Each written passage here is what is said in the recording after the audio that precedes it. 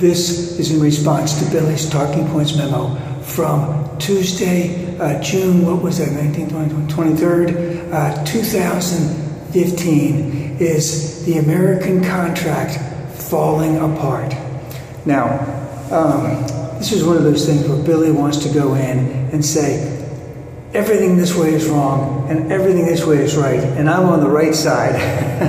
I'm on the right side, and I'm going to tell you that everything everyone else is doing is wrong and it's taken America down, and I'm going to let you know about it ahead of time because you better be ready for it. I just can't imagine if he was a snake, one of those gold salesmen, how much he'd be hawking gold. But he starts out his little dither there, talking about, America didn't really know what it was going to be when the founding fathers did it, and Adams and Hamilton were big on a strong central government, but no, that wasn't the prevailing view, and the states did very well by themselves, and that we grew and became the greatest country in the whole wide world. And of course, he indicates very clearly that, yes, blacks were very much mistreated, that Native American Indians were very much mistreated, and that many people who came over to the United States, white people from a number of different countries, were also very much mistreated. And being Irish American, yeah, I can remember, I don't remember, but I remember some stories about that. Now, the point is that he uses this to segue into the fact that there are some people in the United States who hate our country and are trying to tear the social fabric of this nation completely apart. And what he's referring to is that there really isn't any racism out there. It's just race baiters saying that it's racism. See, don't look at all that other stuff that's happened in the past. Just listen to what I have to tell you, and of course, just think about it this way. He wants to talk about this social fabric. Obama got that Trans-Pacific Provisional Authority yesterday. Obviously, all those things that are going on in Charleston are big news. There's lots of things that are going on outside of those two issues, but he doesn't want to talk about any of that stuff. He wants to hone in on the fact that people who hate America because they want to bring race into every issue and then condemn the United States when all they are is race baiting and trying to make a buck off the whole thing. And of course, he brings in brings on someone from CNN, plays a clip of someone from CNN who talks about how racism is in our DNA. And yes, it is still very much alive and well in our DNA. Just a little old white guy like me, I don't necessarily see it every day, but I've seen it enough to know that it still exists.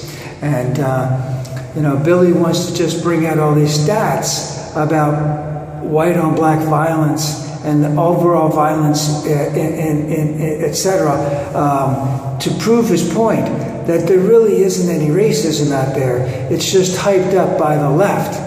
Of course, he doesn't mention anything about voter ID. He doesn't mention anything about minimum wage. He doesn't mention anything about redlining that still went on up until the 70s. And of course, why should we not think this way, according to Billy? Because hey, we got a socialist as a president. You notice he's got to get his dig in there. But again, I just want to point out, this is what Billy does. It's us against them. They're bad, we're good. Listen to me. I'm going to tell you all this terrible stuff. In the meantime, many, many people in the United States are trying to make change for the better, not for the worse. To allow all people to vote, to allow all people to have health care, to allow all people to have a minimum wage job, to be able to make a living, a livable income. But this is what I call Billy's excessive hyperbole. Everything has to be exaggerated beyond the point that it even makes sense. Now, at some point it might make sense, but it's so much so it doesn't even make sense. And he's saying that white supremacists drive government. No, they don't drive government, but they've enacted a lot of issues and they've enacted a lot of policies that hurt people of color and continue to hurt people of color. So they don't drive the government, they're an integral part, especially in some of the southern states. And he also says that, working men and women can't get ahead. Yes, they can't get ahead. The average working person cannot get ahead. Yes, you will always have some very dynamic people who start out at the bottom and can go right up to the top. They are very, very few and far between. So again, it's this excessive hyperbole on his part that all authority is corrupt. No, not all authority is corrupt. Just Obama, according to Billy. Just Democrats, according to Billy. No, they're not all corrupt. If you look at it very, very closely, it really comes down is that Republicans want to help corporations make more money, regardless of what it might do to the environment, regardless it might do to the workers, et cetera, et cetera. And the Democrats are trying to help those people, because, as they say, a rising tide lifts all boats. It's trying to help those people who have been basically torn down in the United States. Imagine what it's like to have to be a physical manual laborer all your life. What it must be like when you're in your 60s. How difficult that must be.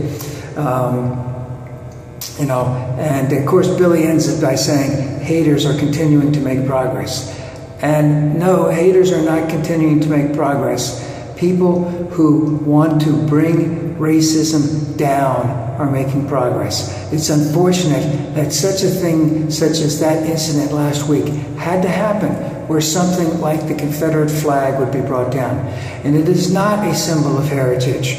It is a symbol of racism. Because you don't see that many black people saying, hey, keep that flag up. You'll notice there's always going to be one or two, but there's never going to be even remotely close to a majority.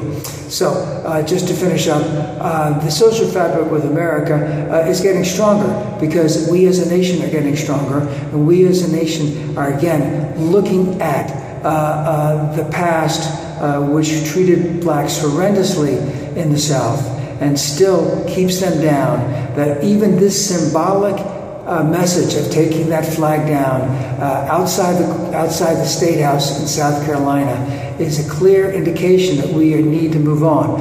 We need to move much further in that direction. Taking one flag down is not going to change a lot. A lot more has to be done.